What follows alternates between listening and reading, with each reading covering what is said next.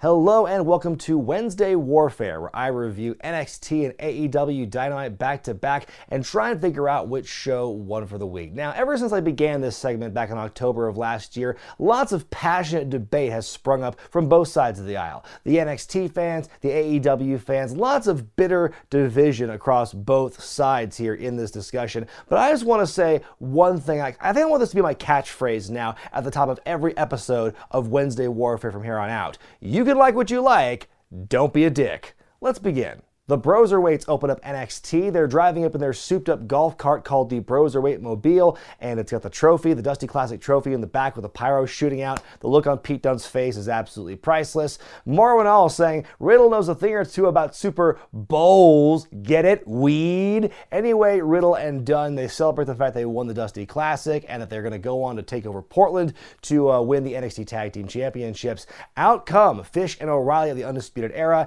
and they say that they're a disgrace to the Dusty Classic by winning last week, and O'Reilly calls them Matt Riddle and Pete Dunne. Bobby Fish says they have bigger fish to fry, and then Matt Riddle starts a whole chant, how much fish could Bobby Fish fry if Bobby Fish could fry fish? Gets a chant going and stuff. That's pretty entertaining. And then we have one more weed joke to wrap it up, and that's pretty much how it ends. Funny stuff by Dunne and Riddle here. Well, Angel Garza's had quite the busy week. On Monday, he took out his cousin Humberto Carrillo and Rey Mysterio with a DDT on the concrete, and here on Wednesday, he's fighting Isaiah Swerve Scott. It's a fast-paced, competitive match throughout. At one point, Garza tries to distract Swerve by throwing his pants at him in midair. He ultimately wins with the wing clipper, fun opening match. Then afterward, Garza on the mic, he says he actually never lost the Cruiserweight title at Worlds Collide, and he knows that Jordan Devlin, the new champion's in the house, so he's got his eye on him. We get a Mercedes Martinez hype package. She says all the other ladies in NXT better watch their back. We see Sergeant Slaughter chilling at ringside. On to our next match. There was a tiff earlier in the day between Killian, Dane, and Dominic Dijakovic at the Performance Center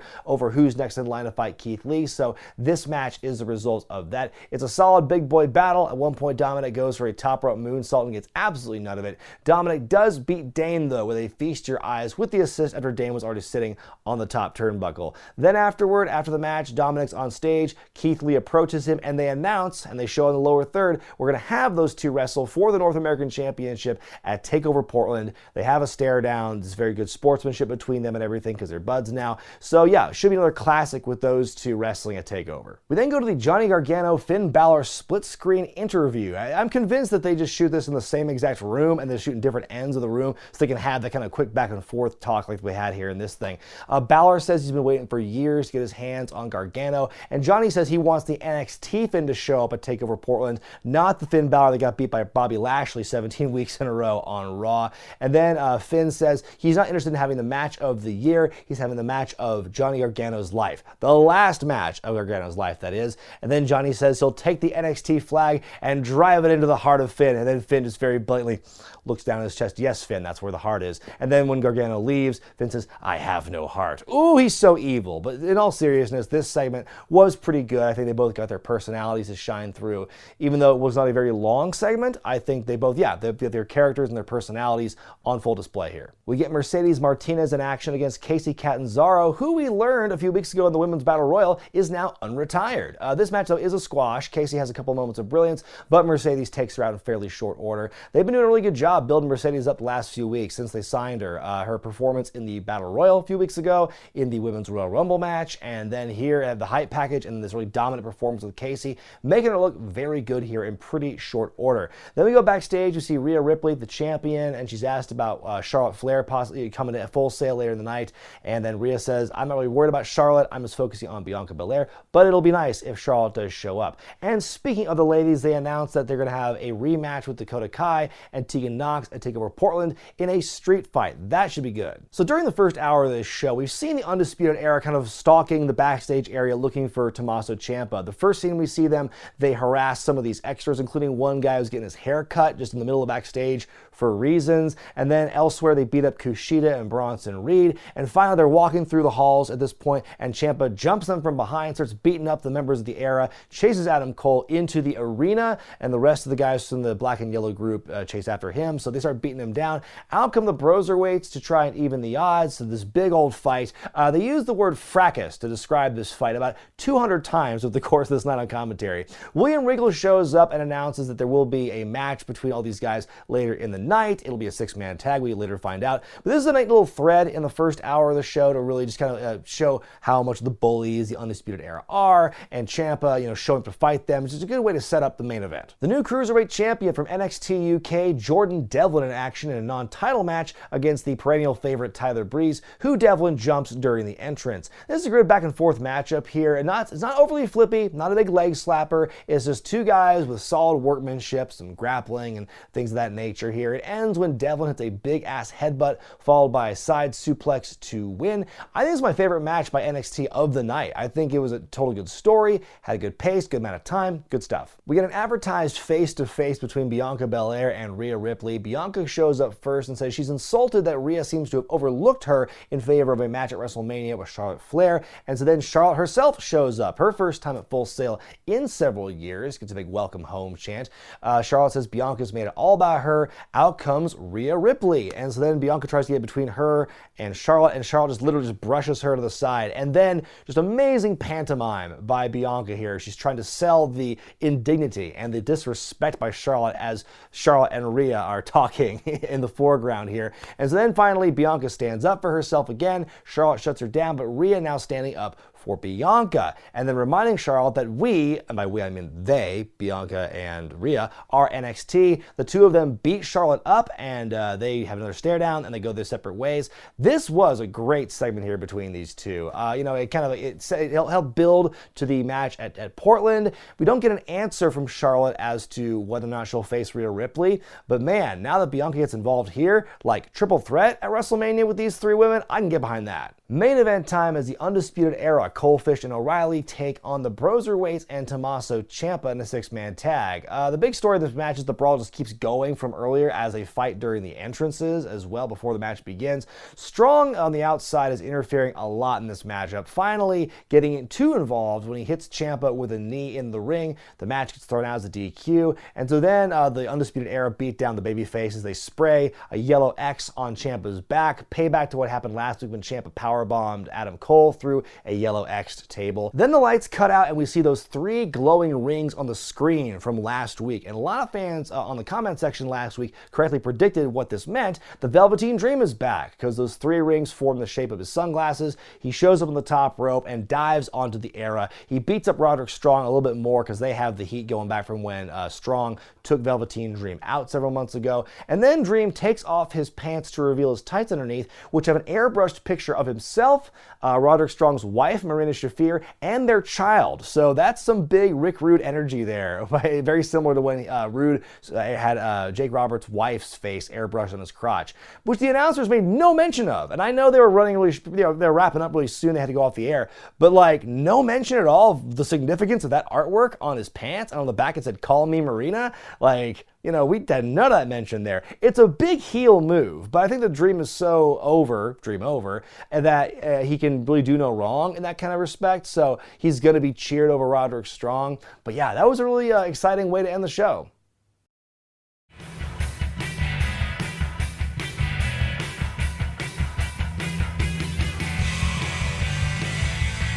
AEW opens up with some rare singles action for Ortiz of the Inner Circle as he takes on Jon Moxley. We see Santana at ringside with Ortiz, but then the rest of the Inner Circle are on the stage, and Jericho and Sammy Guevara are doing some commentary here. It's a fun match. They fight in and out of the ring, hither and yon. In the end, though, some miscommunication between Santana and Ortiz leads to Moxley hitting Ortiz with the paradigm shift to win in the middle of the ring. And then afterward, Santana tries to jump in, but he eats DDT as well. And then the final, the coup de grace here, so to speak, in this segment is Moxley takes the key to the Ford GT from a few weeks ago, and he jabs it into Santana's eye. An eye for an eye, he says, and he runs back up the crowd as the Inner Circle tends to Santana here. And even the announcers question Moxley's motives here. Has he gone too far? Has he crossed the line? I think this segment did a really good job to show that Moxley truly G's no F's, so to speak, and his back is against the wall, but he's truly more dangerous that way. And you can see Jericho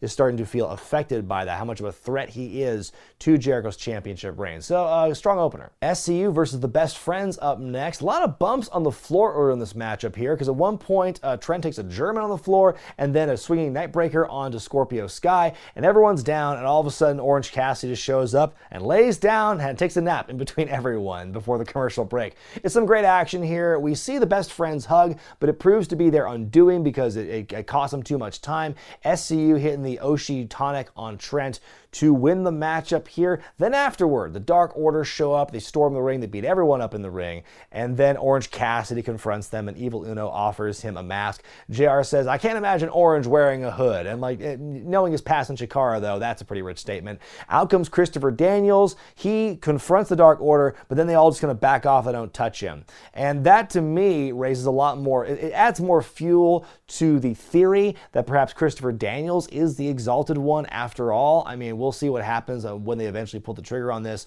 but it definitely adds a bit of intrigue and a bit of mystery. So, interesting what they're doing here with Chris Daniels and the Dark Order. We get a pre-taped MJF promo where he talks about the 10 lashes he's going to give Cody later in the night, and then we get this hard transition in the package to Taz chiming in about the 10 lashes, saying, no doubt about it, Cole, it's going to be hard to watch, but it shows you how badly Cody wants MJF at Revolution. Trying to do the Revolution joke in the Taz voice is a little trickier than I thought, but we'll get to that later.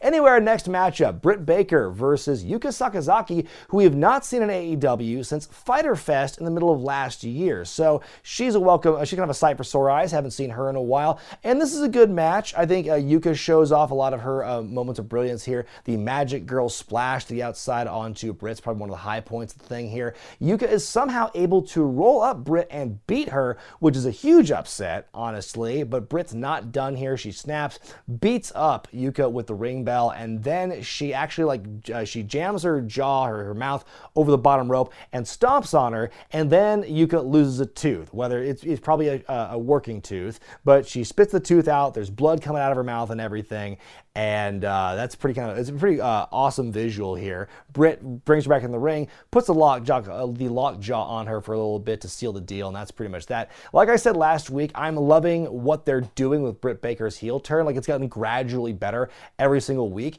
but the one thing that kind of miffed me on it tonight was just the fact that she lost the match. Obviously, she needed to lose the match to necessitate the beatdown afterward to really show she's a killer, but when you have a heel turn like this, it really doesn't mean much until it translates into wins. 8-man tag match up next as the Butcher, the Blade, and the Lucha Brothers take on the Elite. That's Hangman Page, Kenny Omega, and the Young Bucks. And this is just your typical wild PWG style match. Lots of fast, frenetic action the entire way through. Lots of big dives, lots of big multi-man moves and whatnot. It's really fun to watch if you're into that sort of thing, that is. At one point, Page tweaks his knee, but he's too proud and doesn't want to tag out to either of the Young Bucks. He tries to go at his own, but he gets taken out by the Penta Driver double stomp combo. And so the baddies win this one. This match, like I said, was very chaotic throughout, very fun and frenetic, and just further driving the wedge between Page and the rest of the Elite. Then after the match, poor Tony Schiavone tries to get a word with Kenny Omega in the ring, but he can't even get any words out because he's interrupted on the big screen by a very tan Pac who's now threatening Riho because he really wants that match with Kenny Omega. Omega finally says, yes, you can have your match, Pac, and then Pac goes, oh, I would never beat up a woman, but she would, and so he leaves the shot. Nyla Rose appears and beats up Riho, power bombs her into the Japanese table. It does not break. Then again, Riho weighs less than 100 pounds, so maybe she couldn't get her through it if she tried. But anyway, that sets up the match they're going to have next week for the championship. I'm looking forward to that one as well. And yeah, so now we know that Pac and Kenny will have their rubber match at some point in the very near future. We go to a Darby Allin video package. They show a replay of what happened where Guevara jams the skateboard into Darby's throat, and Darby just pulls out a flamethrower, and there's this cardboard cutout of Sammy Guevara and Jericho hugging. He takes the flamethrower, burns that cutout to a crisp.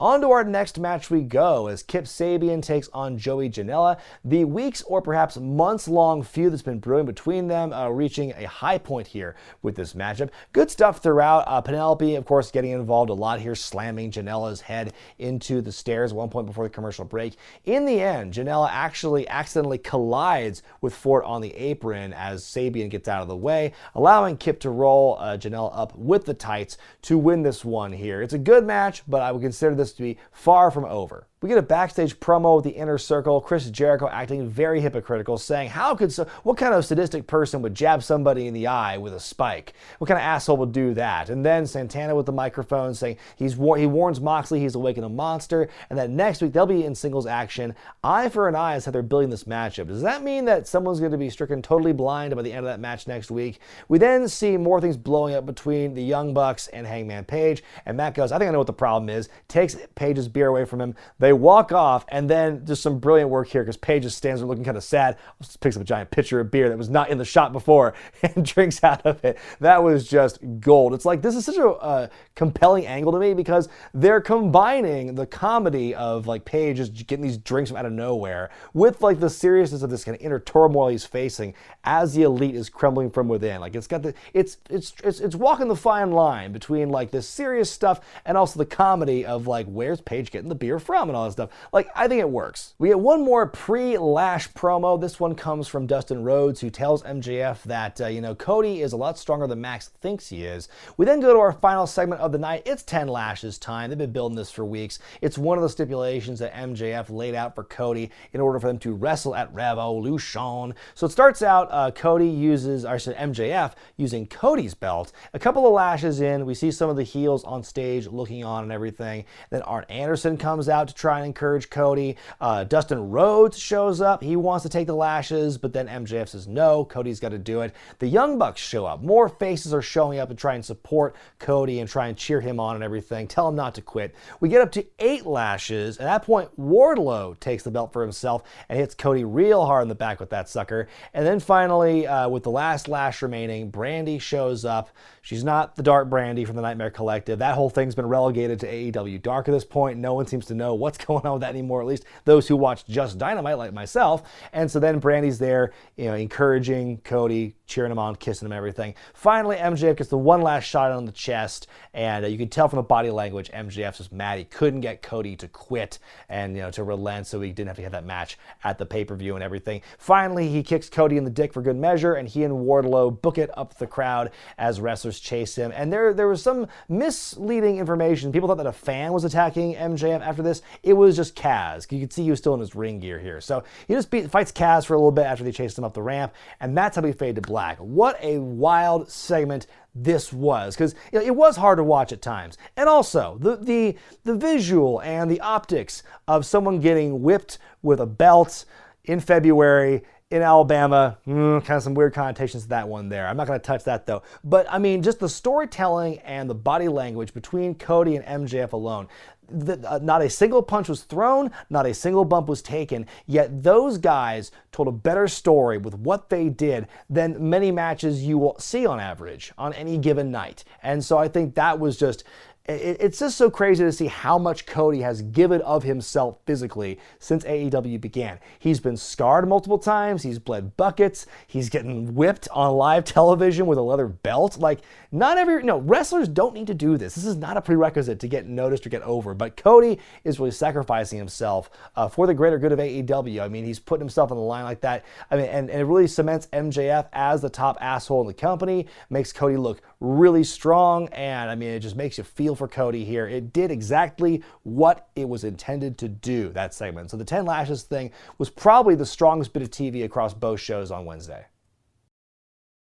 Time now for me to decide which show won for the week, NXT or AEW Dynamite. And this week, folks, it's impossible for me to pick a decisive winner this week. It is a tie as far as I'm concerned. I think both shows produced some excellent TV this week in different ways. I think that NXT really upped their promo game this week, which is something I usually find lacking with NXT. And meanwhile with AEW, I found the matches in AEW more compelling for me and more exciting for me than I did with AEW. But that 10 lashes segment at the end of AEW really kind of put it over the top for me, and it's made it really hard for me to pick a decisive winner. Like I said, even the stuff that like wasn't that great on either show wasn't enough for me to say, oh, that's a con on the show and that's going to detract points and everything and make me pick one show over the other. Like I said, both shows produced some excellent television this week, and so my hat's off to both shows. That's why I'm giving it a tie. But let me know what you thought about NXT and AEW this week in the comments section below, and be sure to vote which show you thought was better by going to the iCard in the corner of your screen. I'm Brian Zane, and I'll see you next time.